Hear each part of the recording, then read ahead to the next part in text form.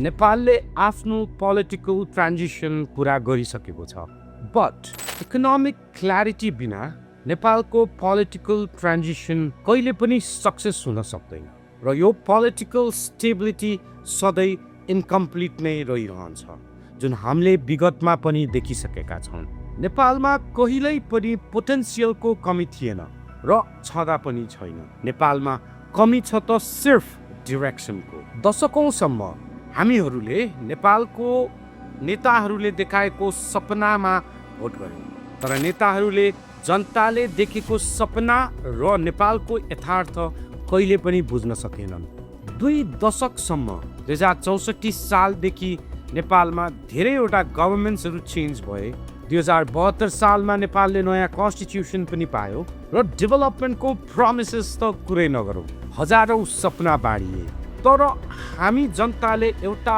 Defining question कहिले पनि आफ्नो नेताहरूलाई कहिले पनि सोधेनन् and what will be our position in next 25 years.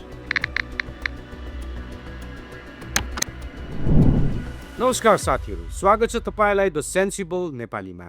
म यदि नेपालको प्राइम मिनिस्टर हुन्थे भने म के गर्नेछु र म कस्तो देश कल्पना गर्नेछु भन्ने तपाईहरुमाझ यो भिडियो लिएर आएको छु। प्लिज यो भिडियो अन्त्यसम्म हेरिदिनु होला र यदि तपाईलाई यो भिडियोको कन्टेन्ट मन परेको छ भने please don't forget to like share and subscribe the sensible Nepali. यदि म नेपालको प्राइम मिनिस्टर हुन्थे भने I will definitely not start my career with slogans and hopes for the people. म साच्चीकै मेरो करियरको सुरुवात ठुला नारासँग सुरु गर्दैन थिए। म एउटा स्ट्रक्चरल क्ल्यारिटी र यथार्थ नेपालको यथार्थबाट सुरु गर्ने थिए। Actually, Nepal should stand firmly and strongly in these 4 pillars. That is talent, trust, the green energy, and organic Nepal. Yes, this is where we should stand. This is not an ideology. This is the reality. Talent, recognizing our biggest industry. हो साथीहरु, नेपालले कहिले पनि आफ्नो देशको सबैभन्दा ठुलो इन्डस्ट्रीलाई चिन्नै सकेन। We have not recognized this industry as an industry. तपाईलाई के लाग्छ नेपालको सबैभन्दा ठुलो उद्योग कुन हो? टुरिज्म? होइन। टुरिज्म इन्डस्ट्रीले वर्षमा करिब $1 बिलियन लिएर आउँछ तर केही लाख मानिसहरू मात्रै यसबाट रोजगारी पाएका छन्। एक्सपोर्ट्स, तपाईलाई के लाग्छ नेपालको एक्सपोर्ट्स कति छ? It's hardly $1.5 billion. त्यस्तै manufacturing industry or foreign aid?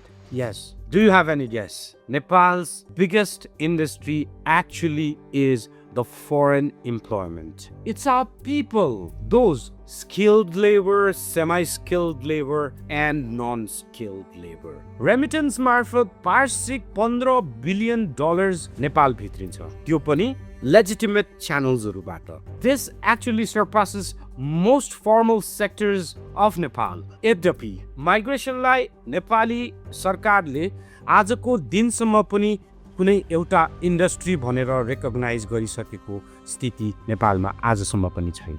यसलाई एउटा सोशल इस्यु र सेमफुल नेसेसिटीको रूपमा हामीले जहिले पनि अगाडि सारिरहेका छौँ। Yes, if the oil sustains the Middle East, Nepali youth sustains Nepal's economy. यो रियालिटीलाई अब इन्स्टिट्युसनलाइज गर्ने बेला भइसकेको छ। म यदि प्रधानमन्त्री भए भने मेरो पहिलो काम हुनेछ फरेन इम्प्लोयमेन्टलाई फर्मली एउटा स्ट्रक्चर्ड नेशनल इन्डस्ट्री घोषणा गर्ने हो। साथीहरू, you heard that right. Nepal should formally recognize the foreign employment as a national industry. This is the right time. And the first thing I'm gonna do is recognize the industry and officially start a ministry for the industry. The Ministry of Foreign Employment and Global Affairs, Nepal. Foreign employment, हाम्रो largest economic engine भएकाले, deserves a ministry, a fully dedicated ministry. Actually, यो industryले migration governance, bilateral labor agreements, fully digital monitoring, skill certification, fraud enforcement र रिटर्निजको reintegration र rehabilitation हेर्नेछ।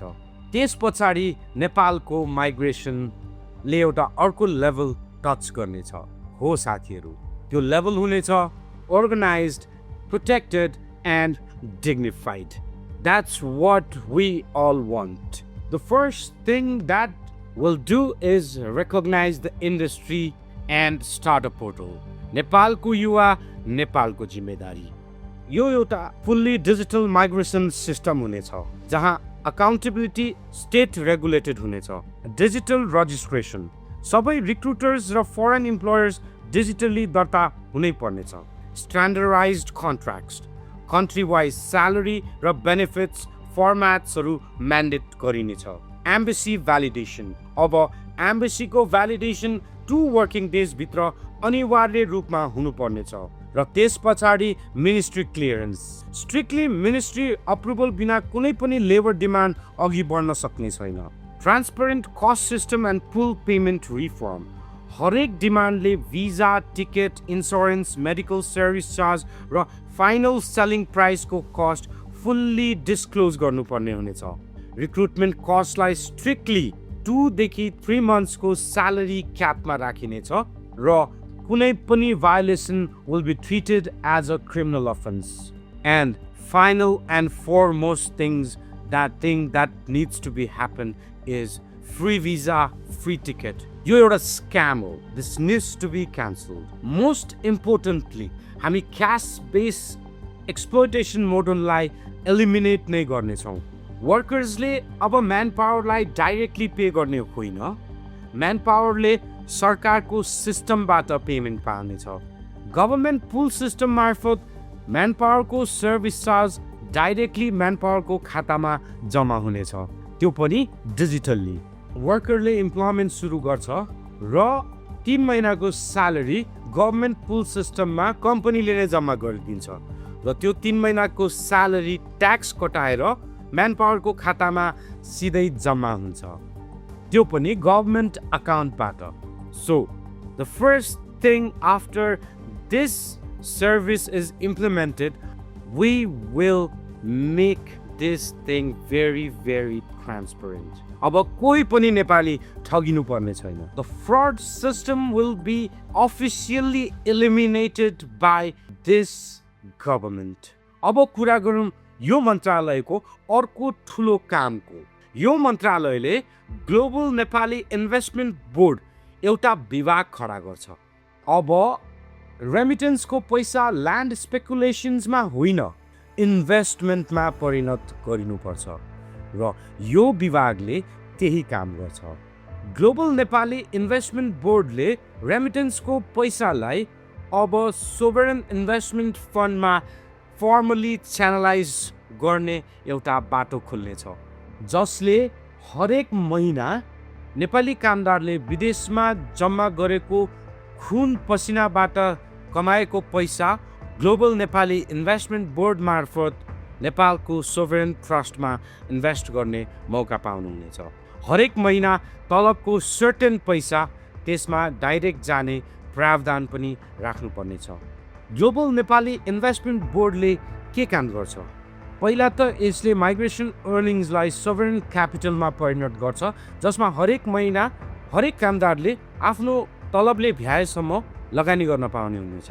यसले hydro power बनाउनेछ, यसले clean energy infrastructure develop गर्नेछ, clean energy industrial जोन्सहरू develop गर्नेछ, यसले नेपालमा डेटा सेन्टर इन्फ्रास्ट्रक्चर्समा लगानी गर्नेछ। अनि नेपाल सरकारले के गर्नेछ? नेपाल सरकारले ग्लोबल नेपाली इन्भेस्टमेन्ट बोर्ड मार्फत बनेका हाइड्रो पावरमा अब 30-35 वर्षको लिजिङ अग्रिमेन्ट होइन, 100 वर्षको लाइसेन्स दिनेछ।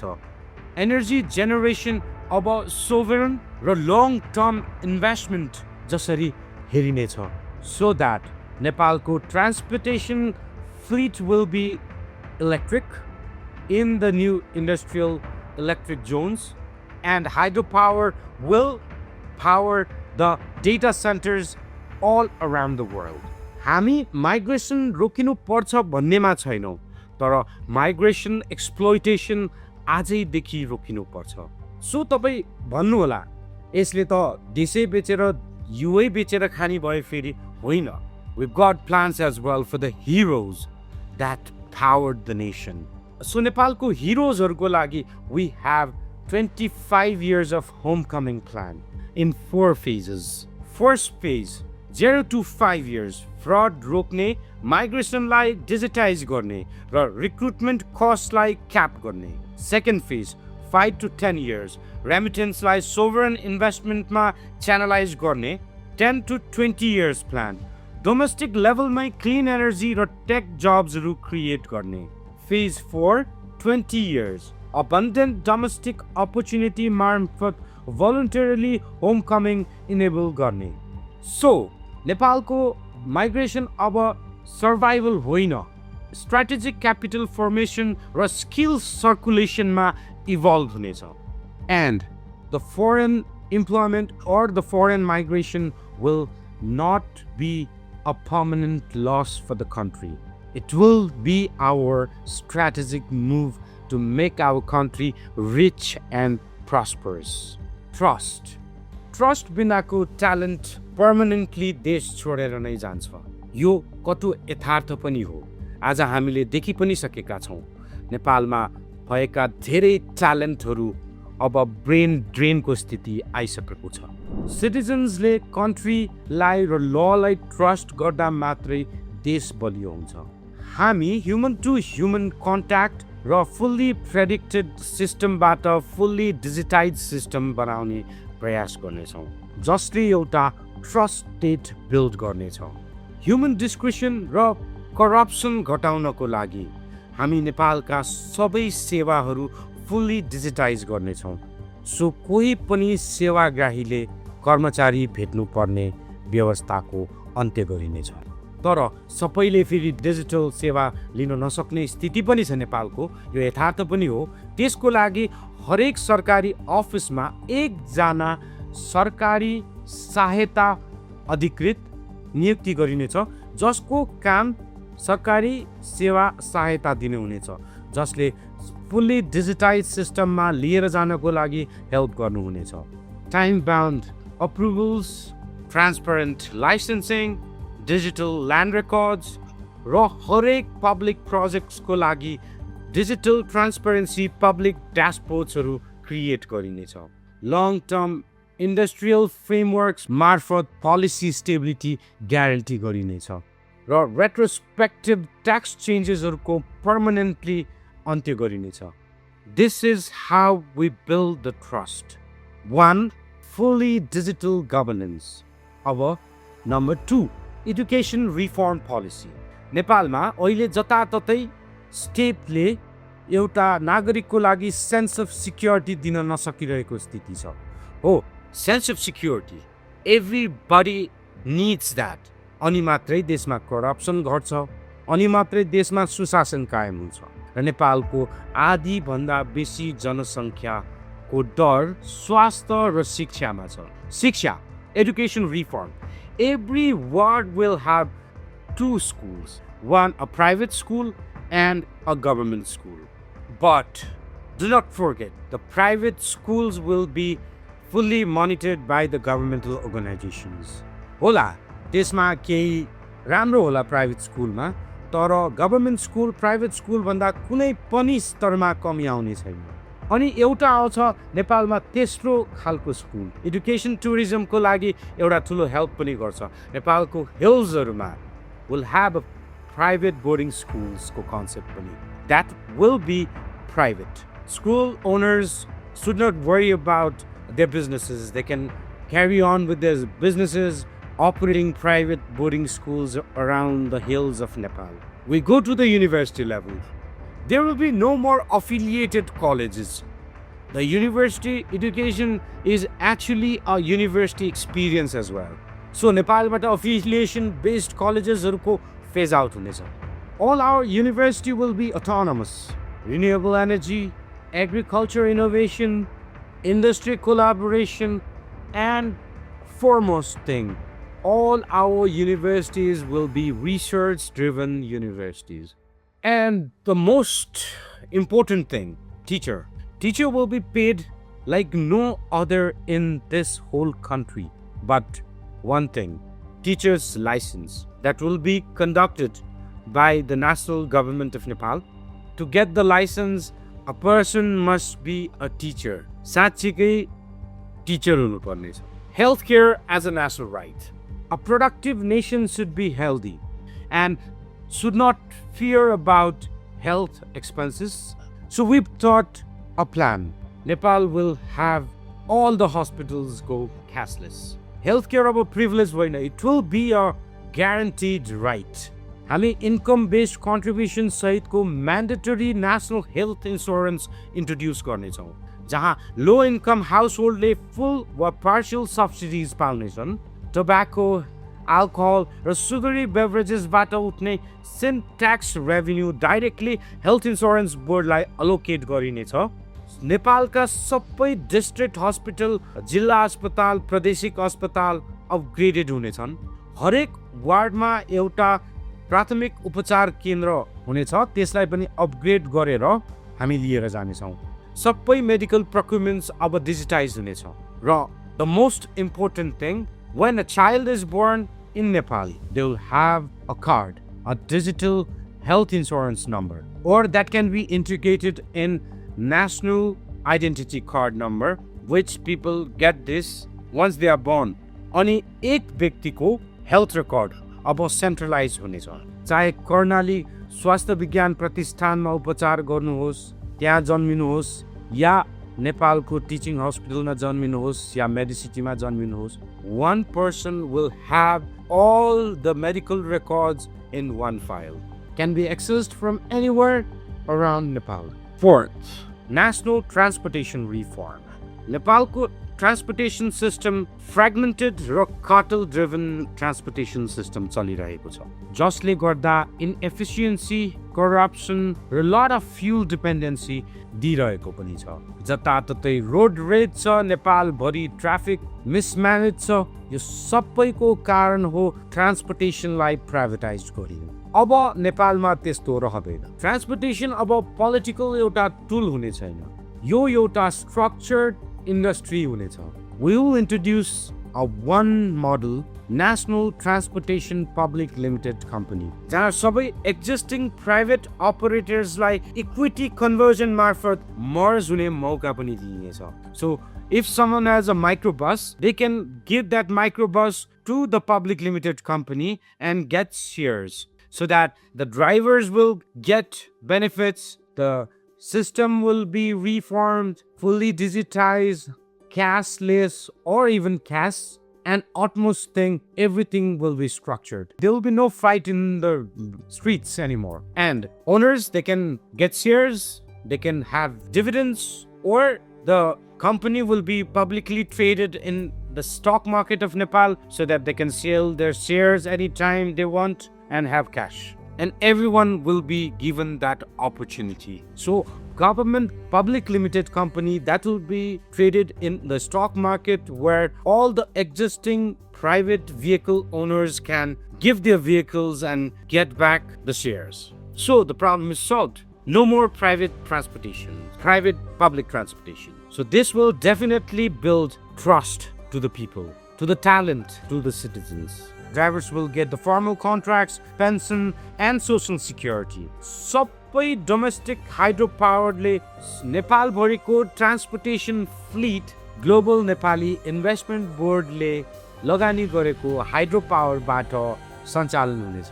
Everything will be electric, transparent, and GPS-based monitoring system, which will be more transparent. Raw main thing is we'll have that best public transportation service. So, inclusion बिनाको growthले instability create गर्छ.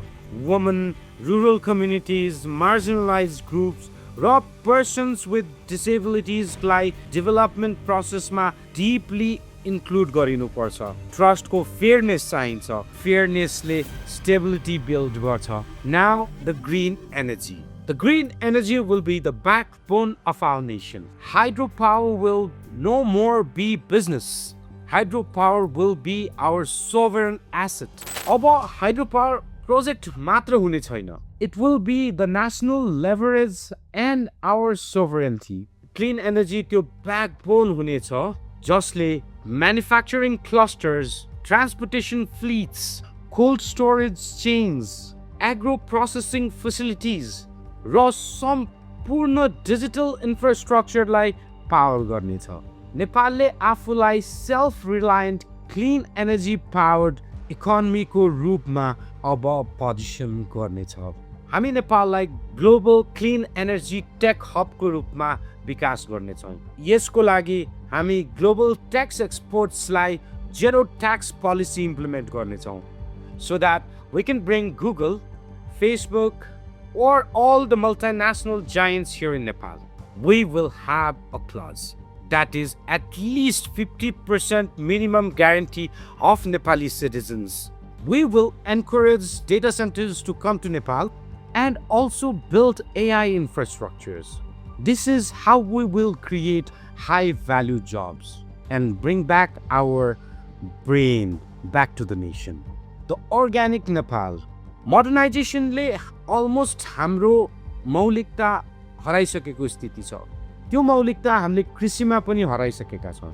तर यदि म प्रधानमन्त्री भए भने म त्यो हराउन दिने छैन।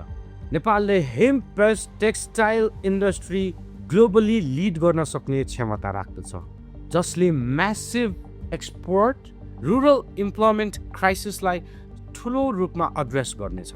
So Nepal will be a leading country that produces hemp and hemp-based textiles all around the world. We will produce high-value medicinal herbs and the most important thing, the organic fruits, the premium grains where no pesticides is used, no chemical fertilizers will be used. We will only focus on high-value agriculture, that is the organic and the sustainable agriculture. Food security लाई नेपालले आफ्नो first priority राख्नेछ, अनि मात्र food exports. जुन नेसनले आफ्नो सिटिजन्सलाई र आफ्नो देशलाई खुवाउन सक्दैन, त्यसले सोभरेन छु भन्ने मान्यता राख्न पाउँदैन भन्ने हाम्रो विचार हो। सो हामी पहिला हाम्रो आफ्नै खाना उत्पादन गर्छौँ र बेसी भएको बेच्छौँ र हाम्रो खाना अर्ग्यानिक हुनेछ। And then we'll claim us as a sovereign nation. The last thing, tourism.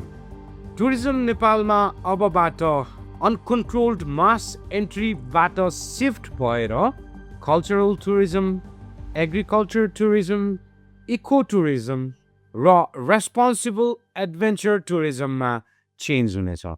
Our mountains are to see and respect. No overexploitation will be done. All the mountains will be closed today.